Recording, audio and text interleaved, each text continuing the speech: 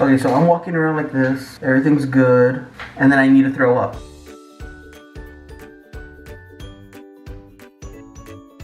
Alright guys, welcome back. Here's another video. This is gonna be more of a story time. It's a story that I've been wanting to go over for a while, and that is I was a mascot and some very embarrassing stuff happened.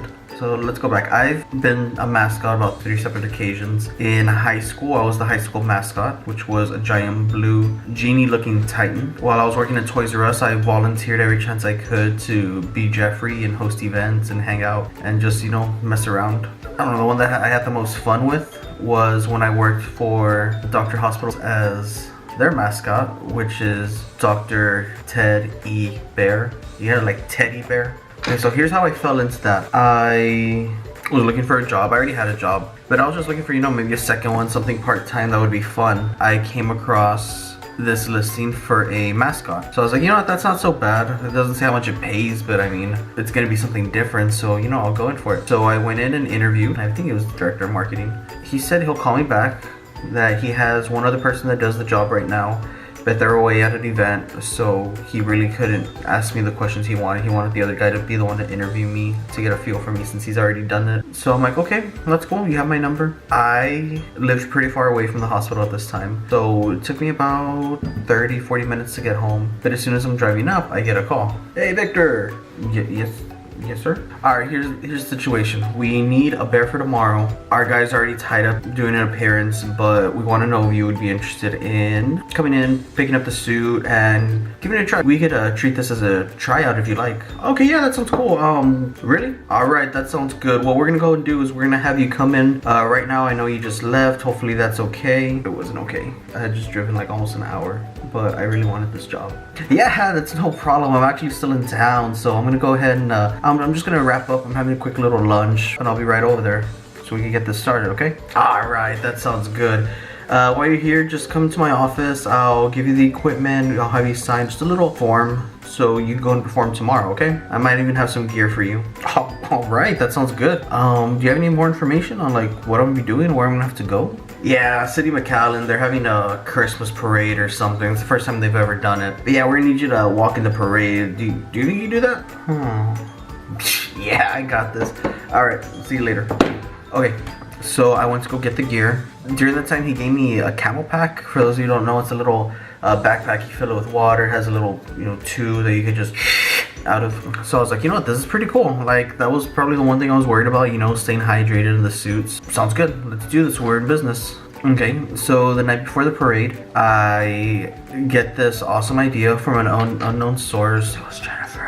To put it in the freezer, let it freeze overnight. Throughout the day, it could, you know, thaw out. You could drink it, and maybe it'll be a little slushy for you. And I was like, that sounds awesome. Yeah. Don't ever do that. Don't just. That thing is really insulated to where I took it out at 11 in the morning. I showed up at about 7 in the evening to the event, and the thing was still rock solid. I couldn't even get a drop out of it. Here I am, my first performance. We're doing at least 3 miles. I have nothing to drink. Not only that, I got there at 7 in the suit, thinking, okay, we're gonna start maybe like 7:30, maybe 8 o'clock, and we'll be good. The sun's getting real low, and we'll be good.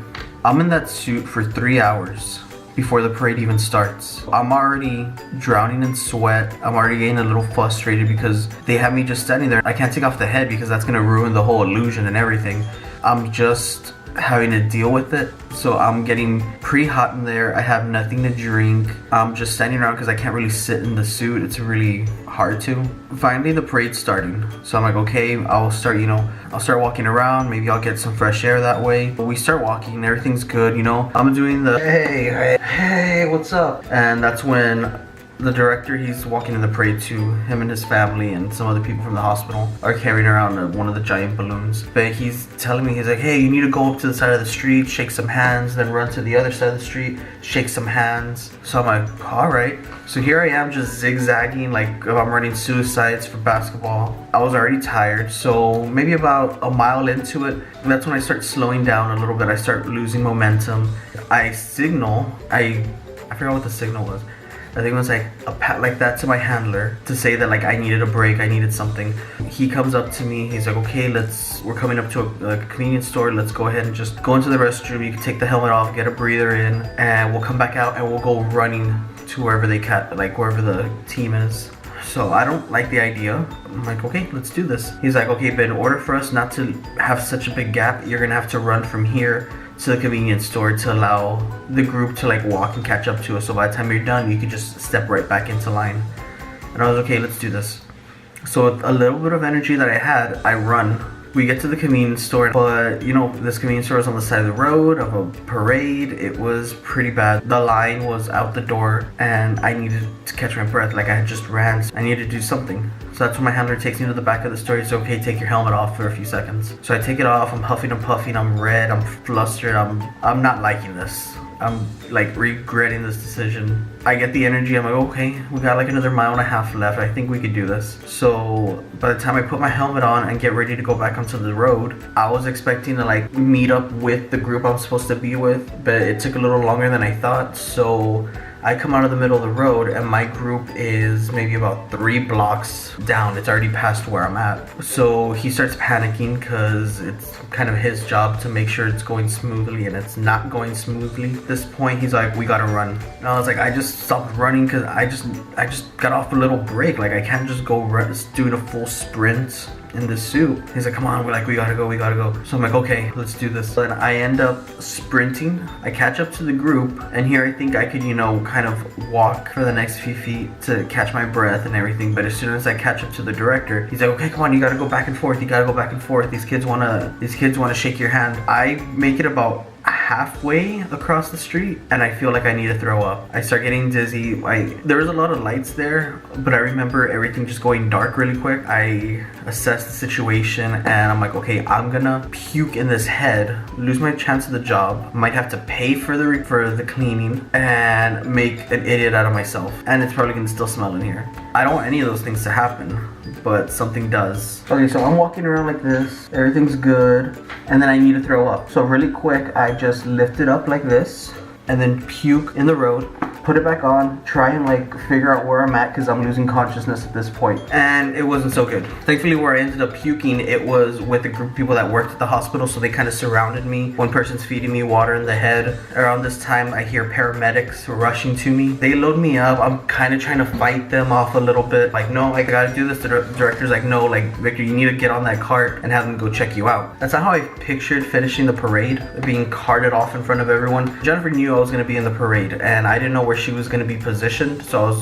I did not want her to see me like this. So as I'm driving, we're about to get to the end, I look over, I open my eyes, and I see Jennifer freaking out. The concern on Jennifer is huge because she's right here. I'm being carted off like this. I got maybe another 3 blocks to go. By the time I arrive where the paramedics are taking me, Jennifer's already there, arguing with the security to let her through because she needs to make sure I'm okay. I get checked out, everything's good. They just give me some water. At this point, the parade's over and the director comes up to me and he's like, hey, are you okay? I told him I didn't throw up in the helmet, everything's good. He's like, don't even worry about that, we just want to make sure you're okay. Okay, everything's good. So he laughs, he pats me on the back, he's like, you know what, the job's yours, you toughed it out, you did really good, so come in tomorrow, bring in the suit, we'll sign some paperwork and we'll start you about $25 an hour. I immediately feel better. I'm like, you know what, I'll put this helmet on, I'll do it again, let's do this again. $25 an hour, you said? Let's do this. That's how I became a mascot. And I even got my own little plushie that I would give out at events, which is awesome.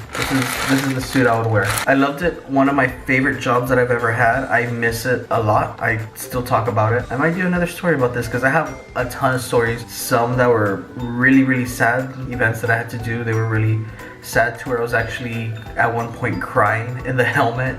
Some other ones where I made a fool out of myself. Falling in front of a stadium full of people is not one of the best feelings in the world. Yeah, I think that's gonna be it for today. It was just a quick little story time and I just wanted to share with you one of my most embarrassing experiences. So I will see you next week. We'll see what I do next time.